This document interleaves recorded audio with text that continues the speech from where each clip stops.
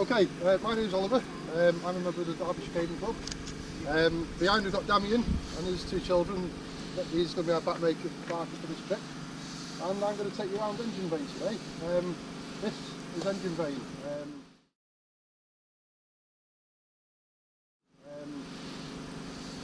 It's one of the oldest mines that we know of on the edge.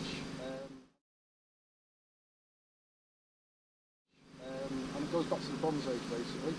So if you came back here about 4,000 years ago, this would all be flat, except you'd see probably a small vein of stone in the surface, and there'd be bright colours on that small vein of stone, sort of greens and blues and things like that. An early man would have come along to these bright colours and sort of wondered what they could do with them, and they'd start them making jewellery and things like that, and colouring and painting and things like that. But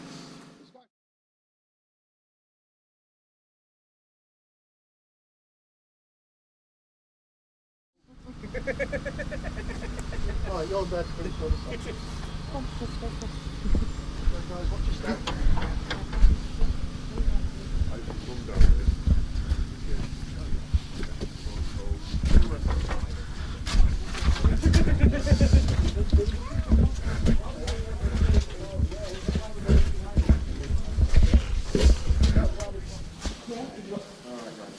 Okay, is everyone ready? So just watch your footing as we go down this next section.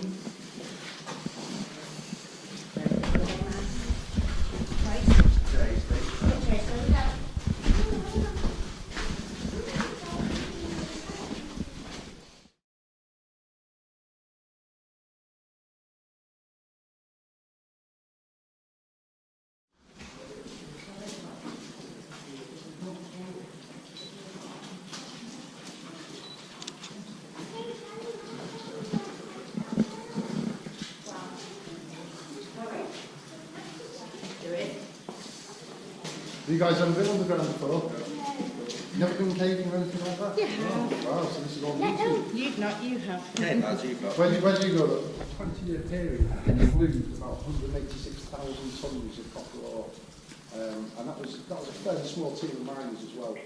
You know, you can't imagine how much rock that was, but it's only when you've actually explored the full extent of the 8.5 miles of passage that you realise how hard they had to work for the ore.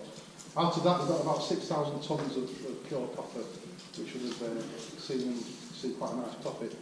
Everything you see here is Victorian in date, but if you actually look below, if you imagine this was all in solid rock where we're standing, that's the original passage from about 1700, 1750.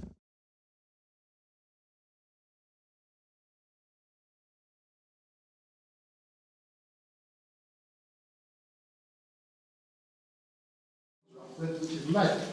And if you have a look, you can see we're on the vein here, and I'll explain a bit more about that in a bit. And you can see the grey patches. You've got sort of yellow to the right, which again is a form of lead, but solely in the middle you've got grey, which is galena, which is sulphide ore of lead. And that's entirely what the Romans are after. They didn't stay here long, they found better ore fields, as it were. And it's originally developed a small, very narrow passage. And I'm going to show you a couple of features as we go through the thing.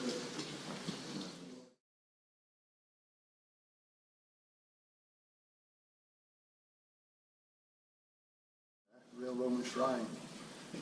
If you go down this passage, this is the only sort of Roman bit of workings we've got as well.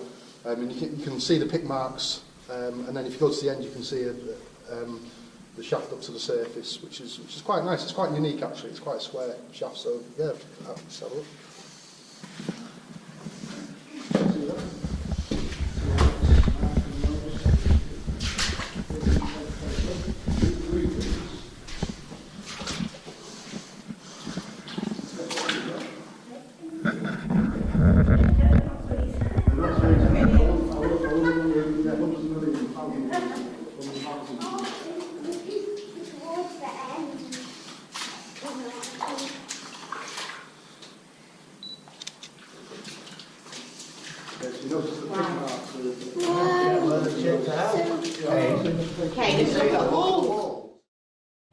The shaft locking up to the surface.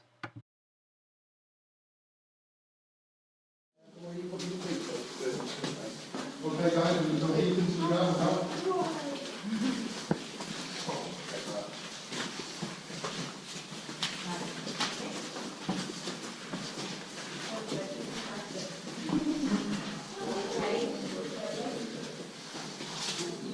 Right, guys, sorry, I'm babbling on now.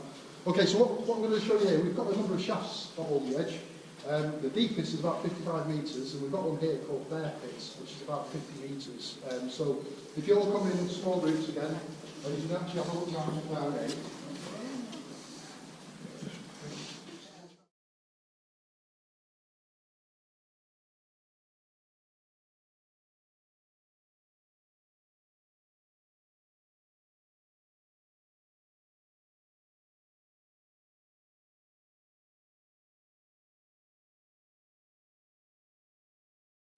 So here,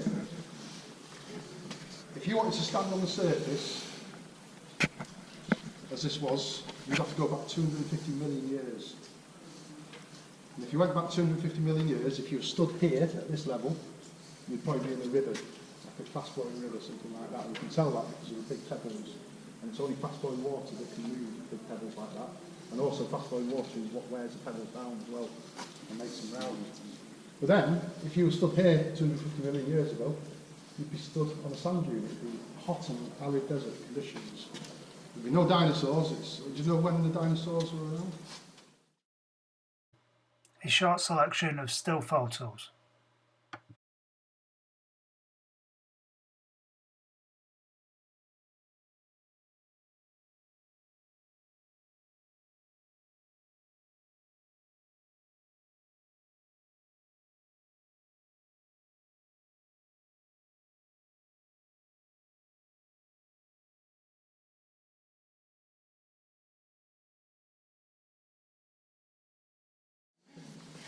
What are these bits? Are they gunpowder blocks? Yeah, so I was going to move on to that, and I'll talk about that now. So, prior to the Victorians, they'd have used the Bronze Age would have used stone hammers, and if you go to our museum, in fact, we might have an example in the tent.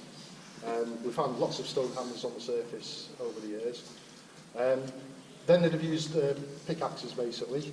So the Romans would have used proper picks, as you saw the other. But the Victorian miners used gunpowder. And you can see all over the wall there are drill marks. And they'd have spent the first half of the shift clearing spoil from the previous day. And then they'd have moved on to drilling holes for the next day. And they do that by hand. They'd have a flat chisel. You'd have one person holding it and another person hitting it with a hammer. They'd drive it. Some of the shot holes are about 1.5 meters, 2 meters long. Some are very long, but typically that's a typical length you'd see. They'd fill it with gunpowder, and then they'd fill it with clay. And there's a lot of clay in this mine. We'll see clay below, but it's nice and soft and made a perfect plug. And then they'd put a fuse in, and they'd have a number of shot holes prepared. They'd light it, and they'd walk away. Now, what was clever about the miners, though, is that if they'd have drilled round holes, sandstone is quite a soft rock, and it would just produce sand. It would have been useless. It would have been, it'd have been awful to have to move all the sand out. So they were a bit smarter than that. They actually drilled triangular holes. And if you actually have a look at the holes, you can see this isn't a particularly good example. There might be some better examples, but they were almost perfectly triangular. And that had the result of actually sending the shockwave in 3 directions. And in doing so, it fractured the rock more than actually breaking it up, and so they had larger pieces to carry to surface. And when you hear about demolition experts talk about shaped explosives as if it's a new thing, I think it's rather nice to think they were doing it 150 years ago. And they really knew what they were doing as well. Now, what you see on this wall, if you actually look up in the roof space, you can see it's very flat as it runs along. We're actually in a fault line here. This is one of the minor faults that runs between 2 major faults, one being the Alderley Edge fault and the other one being the Kirkland Ditch fault.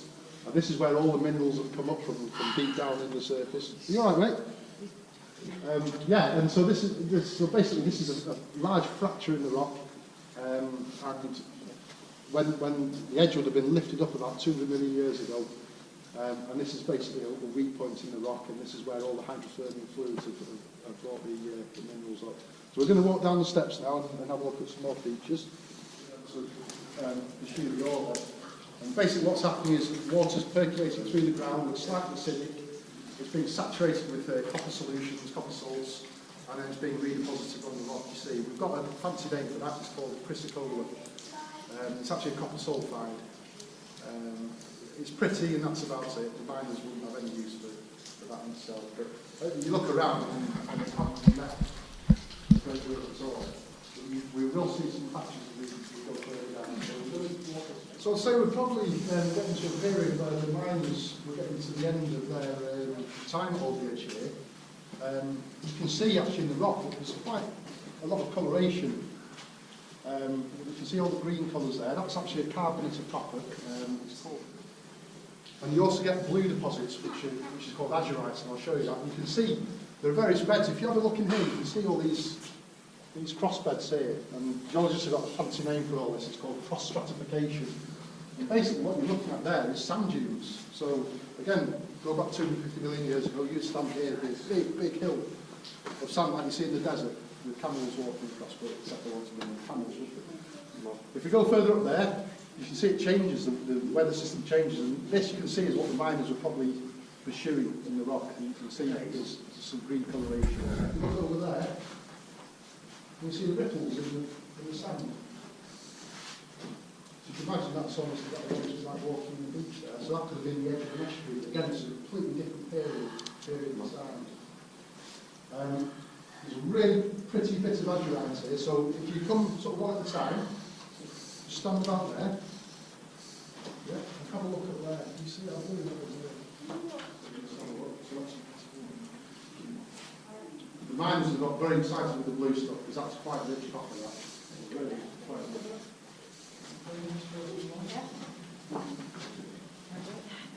And everybody else can go and have a look.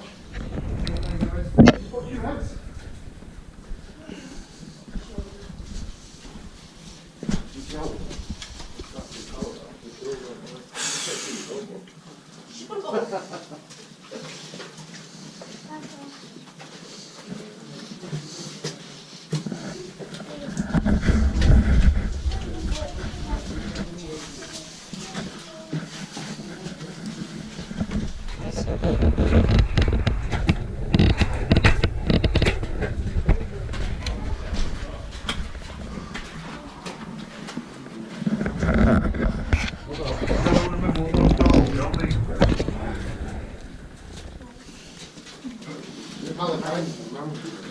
Azurite or chrysocolla.